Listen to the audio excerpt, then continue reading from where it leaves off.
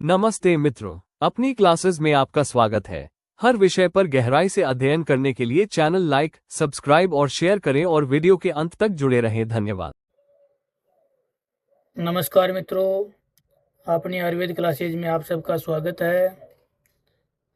आज हम औषध द्रव्य परिचय के अंदर जो टॉपिक पढ़ेंगे उसका नाम है आयुर्वेद का अवतरण और आयुर्वेद के अवतरण का प्रयोजन। तो स्क्रीन पे आपको दिखाई दे रहा है कि आयुर्वेद अत्यंत प्राचीन शास्त्र है और आयुर्वेद की उत्पत्ति वेदों से हुई है। ये हमने पहले भी बताया है कि जो 4 वेद हैं, ऋग्वेद, यजुर्वेद, सामवेद, अथर्ववेद, इनमें सबसे प्राचीन है ऋग्वेद और आयुर्वेद को अथर्ववेद का उपवेद बताया है। तत्पश्चात अन्य तीनों वेदों का निर्माण ऋग्वेद से हुआ है। चारों वेदों में आयुर्वेद के मंत्र एवं सिद्धांतों का पर्याप्त वर्णन मिलता है, परंतु सबसे ज़्यादा अथर्ववेद में आयुर्वेद के विषय में वर्णन मिलता है। इसी कारण इसको आयुर्वेद को अथर्ववेद का उपवेद कहा जाता है। आयुर्वेद के आचार्यों ने इसे पंचम वेद भी माना है। सृष्टि के आरंभ में जब सृष्टिकर्ता भगवान से पंच महाभूत तथा उनसे उत्पन्न पदार्थों का निर्माण किया, तभी से प्राणियों के दीर्घायु के साधनों का भी ज्ञान कराया। समस्त प्राणियों के दीर्घायु का साधन आयुर्वेद शास्त्र में मिलता है। चिकित्सा की सर्वप्राचीन शास्त्र आयुर्वेद है, यानी कि चिकित्सा के क्षेत्र में आयुर्वेद को सबसे पुराना बताया है। चरक ने आयुर्वेद का वेदों के साथ ही जब से आयु के बारे में अध्ययन हुआ, जब से सृष्टि की उत्पत्ति हुई, तब से ही आयुर्वेद के बारे में बताया है, जिसमें किस प्राणी के लिए कौन सा आहार विहार अनुकूल है एवं कौन सा प्रतिकूल है, उससे के क्या साधन है, रोग के कारण हैं, उसको दूर करने के उपाय आदि सभी कर्तव्य का सृष्टि के आरंभ से ही आयुर्वेद के द्वारा ज्ञान मिला है। इस तरह प्राणियों के उत्पत्ति के साथ ही आयुर्वेद का अवतरण हुआ। आयुर्वेद के विभिन्न आचार्यों के मत के पश्चात सृष्टि में आयुर्वेद का अवतरण निम्न परंपरा के अनुसार माना है। तो अभी जो कथा है, स्टोरी है आयुर्वेद के अवतरण के बारे में, उसके बारे में हम जानेंगे कि सृष्टि के प्रारंभ में स्वयं भू ब्रह्मा के साथ ही वेद की उत्पत्ति हुई एवं स्वयं भगवान ब्रह्मा जी ने ही आयुर्वेद को प्रकाशित किया। ब्रह्मा जी ने सर्व प्राणी के कल्याणार्थ आयुर्वेद का उपदेश अपने मानस पुत्र राजा दक्ष प्रजापति को दिए। फिर दक्ष प्रजापति ने मंत्रों एवं चिकित्सा सिद्धांतों का उपदेश अश्विनी कुमारों को दिए। अश्विनी कुमार कौन थे? ये दोनों जुड़वा भाई हैं जिन्हें देवता कहा जाता है। ये दोनों देवताओं के प्रधान चिकित्सा माने गए हैं। अश्विनी कुमार, उस समय देव और दानवों का संग्राम हमेशा चलता रहता था। संग्राम में आहत देवताओं की चिकित्सा अश्विनी कुमारों के द्वारा ही की जाती थी। तो ये थे अश्विनी कुमार। नेक्स्ट है उदा। तो युद्ध में कटे सिरों की जगह पर घोड़े आदि प्राणियों के सिरों को स्थापित करना। विषपला के द्वारा देवतागण के टांगे युद्ध में कट जाने पर वहां लोहे की टांग लगाया गया था, तो इसको बोला है उदा। नेक्स्ट है इंद्र। तत्पश्चात भगवान इंद्र के द्वारा इच्छा जताने पर अश्विनी कुमारों ने आयुर्वेद का उपदेश जन कल्याण के लिए भगवान इंद्र को दिया। तो अश्विनी कुमार के बाद में जो उपदेश दिए गए वो इंद्र को दिए गए। इंद्र सौरभ के राजा इंद्र हैं, जिन्होंने देवता एवं ऋषियों मुनियों के रोग दूर करने के लिए आयुर्वेद की शिक्षा ग्रहण की। इसी समय पृथ्वीलोक में रहने वाले विद्वान ऋषि भारद्वाज रोगग्रस्त होने पर सौरभ जाकर भगवान इंद्र से अपना उपचार करवाया और स्वस्थ सुखी एवं दीर्घ जीवन प्राप्त किया। तत्पश्चात पृथ्वी में रहने वाले जन सामान्य प्राणी एवं ऋषि मुनियों को रोग से बचाने, प्राणियों के कल्याण के लिए भगवान इंद्र से आयुर्वेद विद्या में पारंगत हुए। तो अश्विनी कुमारों के बाद में इंद्र भगवान इस विद्या में पारंगत हुए। अब है ऋषि भारद्वाज।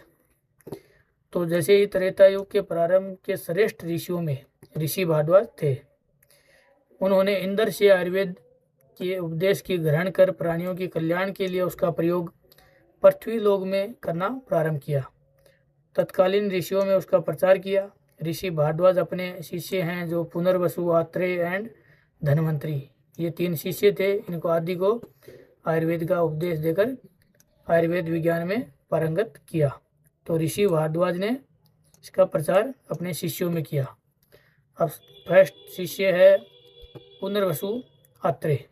तो भारद्वाज ऋषि का आश्रम प्रयाग में था, जहाँ पर आचार्य पुनर्वसु ने दीर्घायु एवं सुखी जीवन के लिए आयुर्वेद की शिक्षा ग्रहण की। तत्पश्चात पुनर्वसु आत्रेय ने अपने शिष्य पुनर्वसु आत्रेय ने भी अपने शिष्य कौन था, अग्निवेश को आयुर्वेद की शिक्षा दी, जिसको उन्होंने संहिता रूप में संग्रहित किया और उनके नाम से संहिता रूप में प्रचलित हुई। तो अब तक उपदेश दिए गए, इसके बाद में धीरे धीरे संहिता को संग्रह किया गया। नेक्स्ट है धन्वंतरी। धन्वंतरी पुनर्वसु आत्रेय से आयुर्वेद की शिक्षा ग्रहण कर उन्होंने शल्य प्रधान मतलब सर्जरी चिकित्सा पर ग्रंथ की रचना की और अपने शिष्य सुश्रुत को संपूर्ण आयुर्वेद का उपदेश दिया। तो धन्वंतरी भगवान से ही सुश्रुत को ग्रंथ का उपदेश मिला। नेक्स्ट है आचार्य सुश्रुत।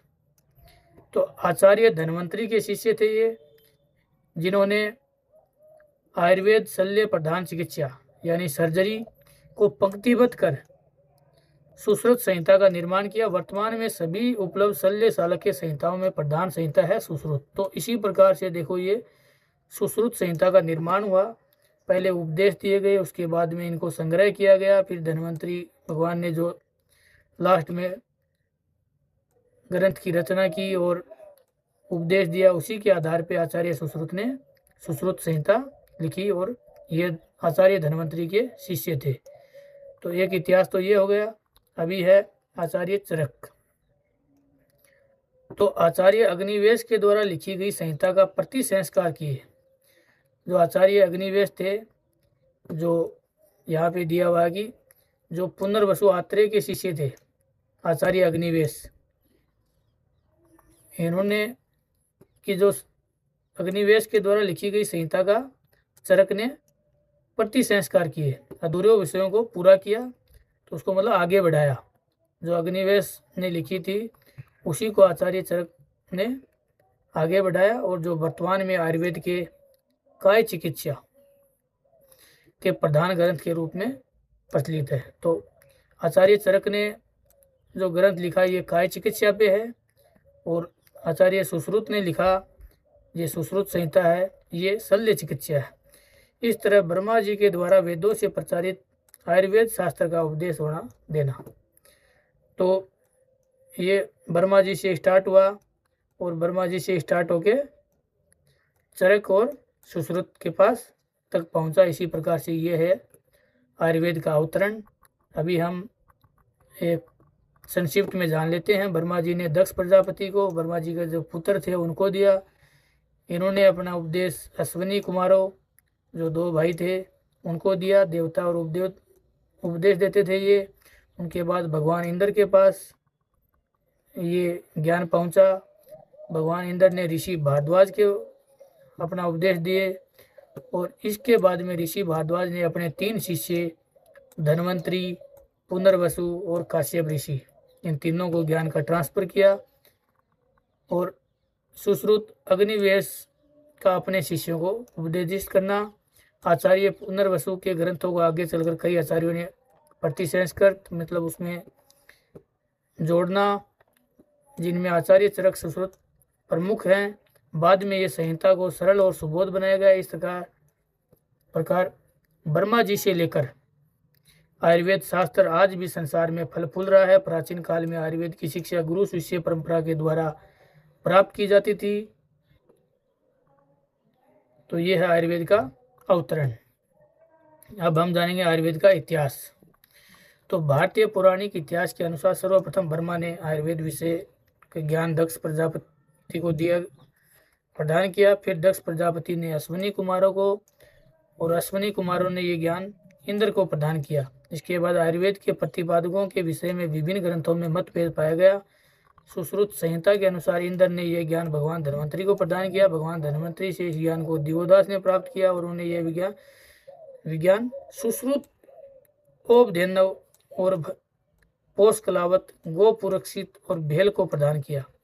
चरक संहिता के अनुसार आयुर्वेद का ज्ञान इंद्र से भारद्वाज ने प्राप्त किया और भारद्वाज ने यह ज्ञान पुनर्वसु आत्रेय को प्रदान किया। तत्पश्चात आत्रेय पुनर्वसु ने इसे अग्निवेश, भेड़, जतुकर्ण, पराशर, हारित, छरपाणी आदि को सिखाया। कश्यप संहिता के मत के अनुसार इंद्र ने आयुर्वेद की शिक्षा कश्यप, वशिष्ठ, आत्रेय एवं भृगु को प्रदान किया। इनके बाद ऋषियों को अलग अलग विषयों पर चिकित्सा विज्ञान संबंधी ग्रंथों की रचना की। इन सभी ग्रंथों को 2 संप्रदायों के अंतर्गत रखा गया है। तो इस लेक्चर में हमने आयुर्वेद के अवतरण का उद्देश्य और आयुर्वेद का इनिशियल इतिहास जाना। नेक्स्ट लेक्चर में हम जो 2 संप्रदाय दिए हुए हैं जो ग्रंथ चिकित्सा विज्ञान से रिलेटेड हैं, इनके बारे में जानेंगे। धन्यवाद।